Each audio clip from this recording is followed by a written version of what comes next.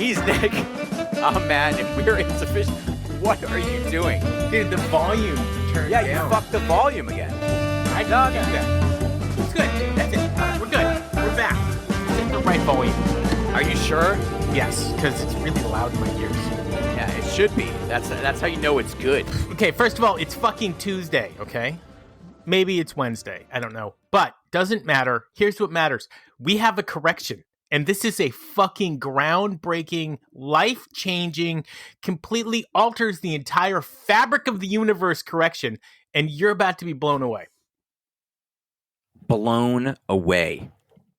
Texter corrected us. What? You and I both fully agree that Phish has never played Saturday Night Live. Phish has played Saturday Night Live. When? Al Gore was the fucking host. They did. They did. I knew that. You didn't did? know it. Yeah, I knew it. Yep. In 2000. No, but we've talked about it on the show. We yelled at Lauren Michaels. I remember the episode clearly. You and I both started railing against What did they NBC. play? What did they play? 46 Days and Chalk Dust, obviously. Whoa. They played 46 Days? And it was the debut of 46 Days. I'm so confused. Well, okay, but I'm even more confused because the year's 2002 and Phish is far more fucking popular now than they were then. How come they haven't played again? And I think Sabrina Carpenter played over the weekend. Speaking of which, dude, slide into that DM. Ooh, Dad the bro. Kid, that's me. That's me. Holler. Every now and again, I'm sure this happens to you. I get followers that are like people pretending to be famous people. And I never fall for it, except for the one time that Sabrina Carpenter sent me a message. And at first, my heart skipped a beat. And I was like, oh, my God. And then I clicked on it, and it was not her. Yeah, dude. It was a dude? I don't know who it was, but I saw the name. It didn't say Sabrina. It was like, It's like Simon Carpenter. Yes, it was Simon Carpenter. I was sad. Yeah, she's a bit all right, man. She's a bit all right. No complaints. Not at all. Dude, by the way, all of her songs though, like, are about basically just dudes in fucking and I mean, it sounds like exactly what you would want it to sound like. Speaking of which, right. Which member of the band again is the most infatuated with Doja Cat? Fishman. I saw a picture of her for actually the first time. Yeah, I get it, Fishman. No doubt. Is he into her? Dude, shoot your shot, bro. Is he into her? I think he is. He should be. You should be. Everybody should be. Or Megan Thee Stallion? Dude, have you heard that remix with Megan Thee Stallion over the Bee Gees? So good. Dude, that is fucking fire. She's fire. I really like her feel. I don't know if you could say that. No. I didn't say I'd like to feel her. I said I like her feel. I like the way that she's got great delivery. Yeah, it's very good, man. It's like you can tell she's not punching every line. It's aggressive. Yes, and I like that. Of course you do. It's Rock's. He wants some of Megan. Who does? The Rock. Oh, The Rock. Yeah. So does Trey. Alpha. I know. Trey wants Beyonce. You think so? Yeah. Dude, I'm so over Actually, Beyonce. him and Fishman want to Eiffel Tower that shit. Nah.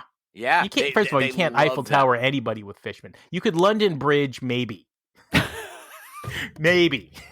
It's a tough one. You could Brooklyn Bridge that shit. I love Fishman so much. I mean, not only is he okay, so I listened to Phish 88 in Colorado. Oh, interesting. What's really interesting about that is that you're only 3 years into the band, and almost everybody had their own signature sound that they've been riding ever since. Most bands aren't that formed that quickly in terms of not bands, but like TV shows. Think of Seinfeld season 1 versus season 6. But 3 years in, they're already out to Colorado? Yeah, dude. By the way, George Costanza, the guy who plays him, Jason Alexander, what a wiener. That guy, oh my God. What about Jason Alexander? I am not, dude, fuck Jason Alexander. I mean, he's not Yeah, dude, you were George. Like, you didn't cure cancer, okay? Why? Does he think he's awesome? Oh, my God. I've been watching, I don't know what part of social media I ended up on, but I get like 3 or 4 minute interviews with him where he's just going on about like, I didn't like this actor, or like, I don't hate Jerry. It's 99% love, 1% disagree. And it's like, dude, nobody cares. You're George. Well, I mean, but he was a Broadway person way before that. Yes, but Jerry Stiller, I care way more about. That guy was fucking great. He was great. And By the way, have you had Stiller's soda? No. Yeah, you gotta try it. By the way, Stiller should sponsor us. He's a New York guy. We're a New York podcast, for all anybody knows. We are not a New York podcast. Don't okay, but Phish is a New York band. No, they aren't. They're not from Vermont. Even when they joke around, they say, "Hey, we're the Phish from Vermont, dude." They always say it. They don't ever say we're the Phish from. When was the last time they played a show in Vermont? The only one that's fucking living in New York City is Trey. Paige has a place, but that's not where that's not his place. His place is fucking Vermont. Yeah, dude. It's Phish from New York. Don't call them that. I hate that. It's so crazy. All right, so today we're going to play an interesting show for you guys, and by play it, we're just going to thumbs up, thumbs down, give you any hot takes we have from 10/7/2000, because it's fucking Tuesday, maybe it's Wednesday, and we're doing 2000 shows. This is the last show before the hiatus. It is. I don't know a lot about the hiatus, because I checked out. Right, as a avid Phish fan from the early 90s until the hiatus, I was like, wait, you guys are taking a break? What? Like, you guys are like my heroes. You don't fuck around, you don't find out, and then they're behaving like every other band. And of course, I was too young to really understand it, and I was not empathetic enough to care. Yeah. I was just pissed. So I'm like, okay, you guys take a break, whatever. I'm going to go listen to 50 Cent. The concert, well, and it's interesting because I had gotten into them because I'm much younger than Nick. So okay, much is not the right word. I am a lot younger than Nick, and so the thing Son of a bitch, I started getting into them during the tail end of their hiatus. So I was like, "Oh my god, I got to see these guys!" And I was like, "Oh wait, have you told the story on the show about your first Phish experience?" Yeah, I have. Many times. We even reviewed the show. Okay, but we have hundreds, if not multiple hundreds more fans now. They don't know. Matt's first experience with Phish. So it's a great story. I was getting into them, as I said, during the hiatus. I was like, oh my God, and I was a punk ska fan for years before I listened to Phish. Like there was no Skavoovie literally lived down the road from me. That's crazy. That's crazy. Operation Ivy. But that's all I'd listened to. And then I got a tape from my buddy's brother of New Year's Eve, 96 at the Garden.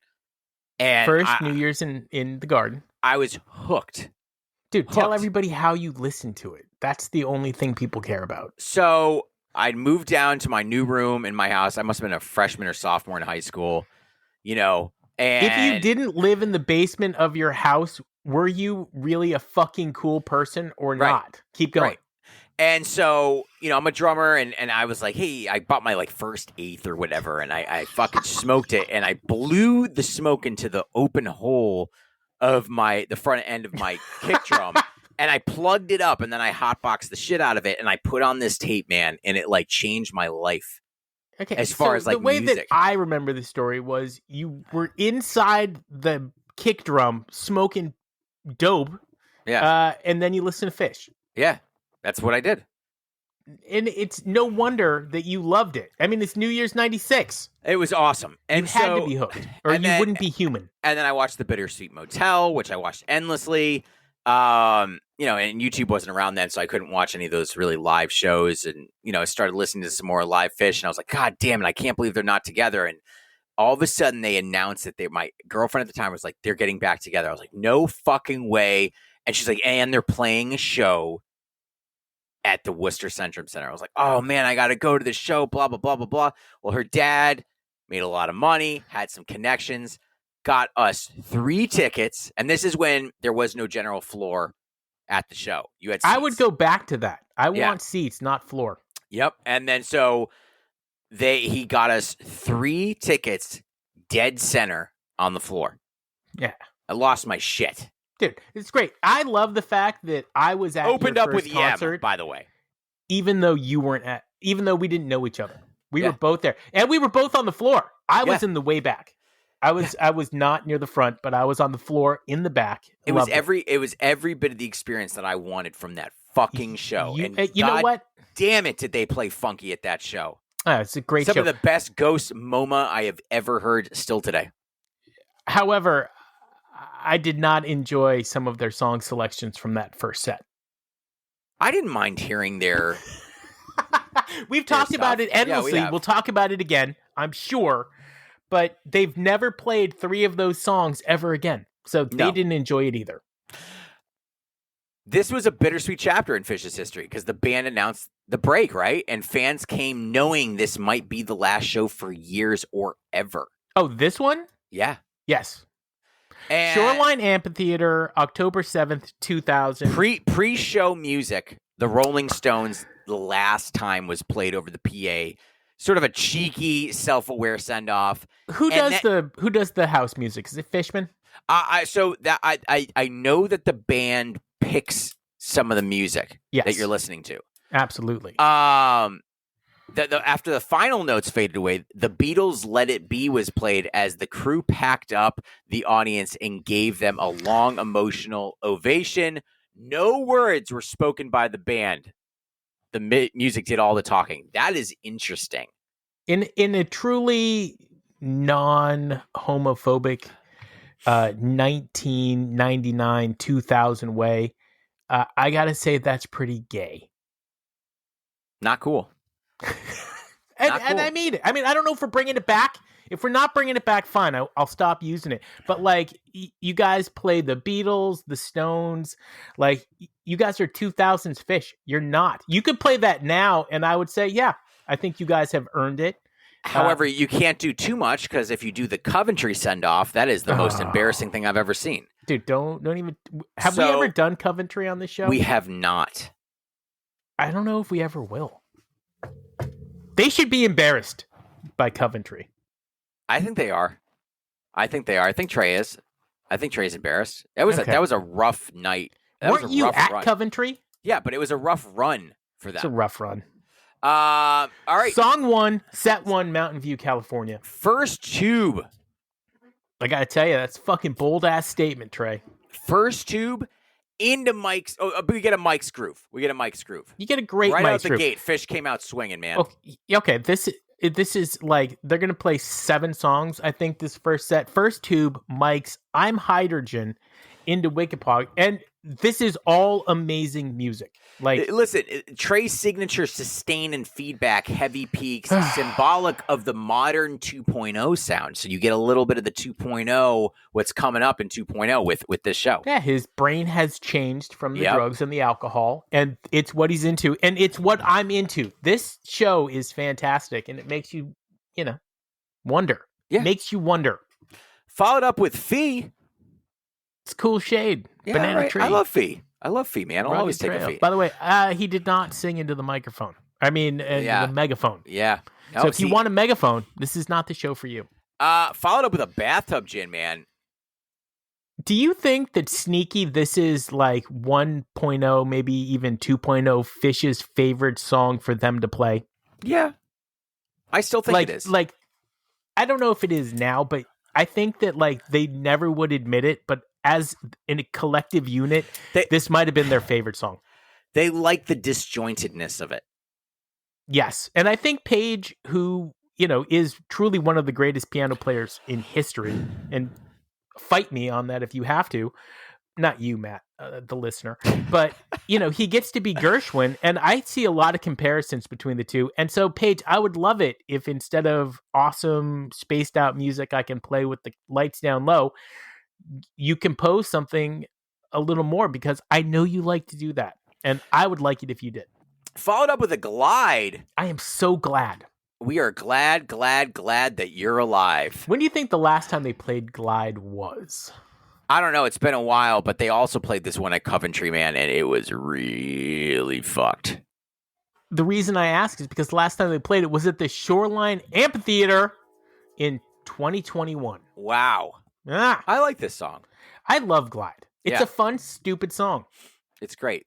Followed up, ending this set with My Soul. Yes. Interesting. So I can't pronounce the Clifton's last name. I always fuck it up. It's a cover.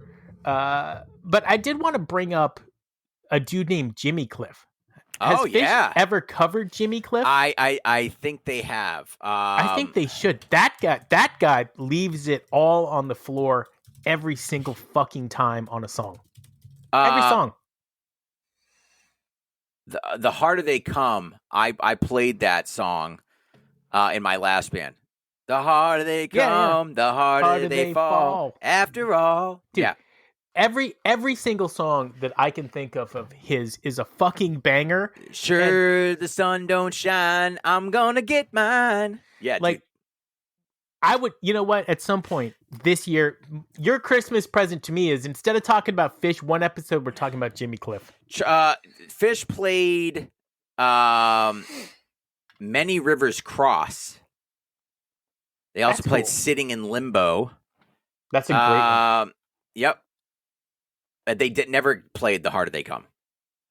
What about like one more? That song is like, dude, if you don't get goosebumps listening to him. Yeah, he's good, man. You're fucking weird. He's good. Quick set break. Very fast. Yep. Set 2, song 1, Twist. Set break into pee break. Woo! Yikes. Oh, woo. All right, Nature Just Boy. kidding. Fucking Nature Boy over there. Woo! Dude, Twist, is that like, this is up there with one of my least favorite songs. I know you don't like it. Why don't I like it, though? Because it's overplayed. Is that it? I think that's the main reason. It's overplayed. I don't really think it's a bad song, and it's had some really great jams. But not recently. But, all right, so into 2001. Yes. Into Tweezer.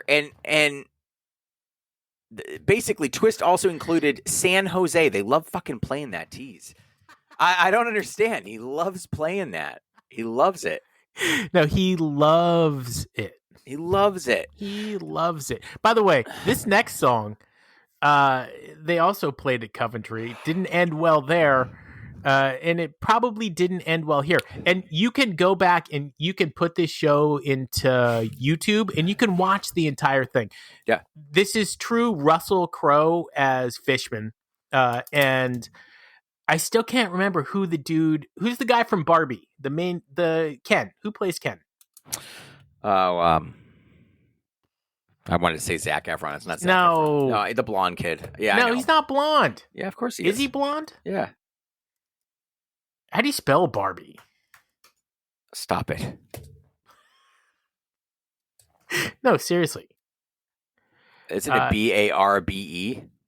Oh, dude. Barbie. I'm Dad. Ryan Gosling. That and Trey is in true Ryan Gosling form. I'm Dad the Kid on social media, and you guys have to come check out this video. And I'm plugging myself here. Fuck it. I'm sitting in the parking lot, and the missus is getting dog food. Okay. Excuse me. Sitting there, and like I'm spacing out. I'm listening to Sand from California this year, and I'm loving it, and I'm kind of into it. Like, and it's going harder than I thought it would. And I look over, and there are these two dudes that are in like their late 20s, maybe early 30s, and they're ripping butts, and I can smell it in my car, which is grossing me out. I don't want to smell your fucking cigarette smoke. Sorry. Ooh.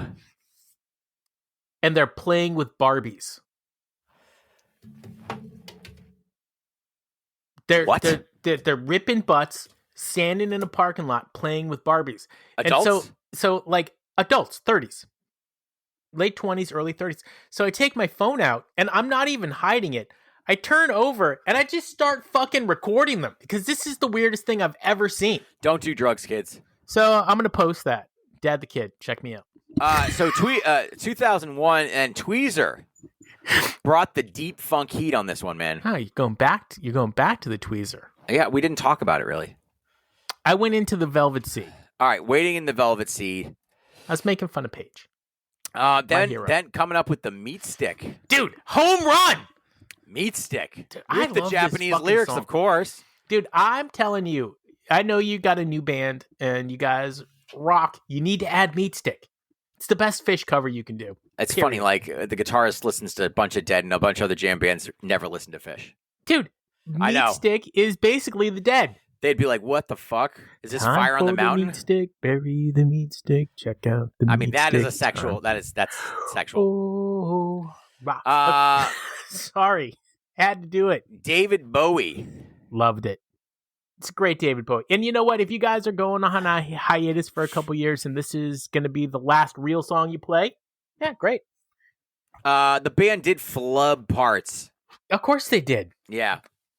Perhaps the emotion of the night, the weight. Let me tell you, these guys, IQ and EQ for every member of the band are both off the charts. So and I think that's why during like big moments, they kind of stutter a little bit because they feel the gravity too much. Yeah, I agree with that. And then you get a same set reprise. Same set reprise. Love it. That's our favorite, man. Ooh. That's our favorite. And the encore. This is crazy. You enjoy myself. You do enjoy yourself. Perfect way to end that. It's good. And then Phish was like, you know what? We'll see you guys in a few years. Maybe. Basically, a couple of fan reflections on this one. We thought these were the last shows. After the final bow, the crew got a standing ovation and Let It Be played. People hugged, some cried, nobody left. It was a magical and heartbreaking. Weak.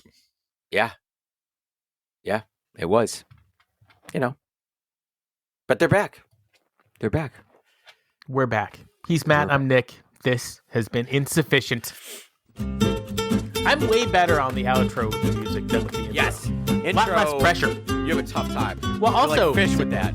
So nice. I see what pressure builds, motherfucker. But look, the outro music, the bar is like this big. The intro music, the bar is like this. Make the bar bigger. I can't. You can't? I can't. It's because it's the name of our intro music is Project 22. Why I named it that, I don't know. And the name of the outro music is like spotitdownloader.com, Boba Loba. Like it's just this giant fucking word. Why don't you rename it then and get it bigger? It's a good plan. Right? Get it bigger. Let it grow.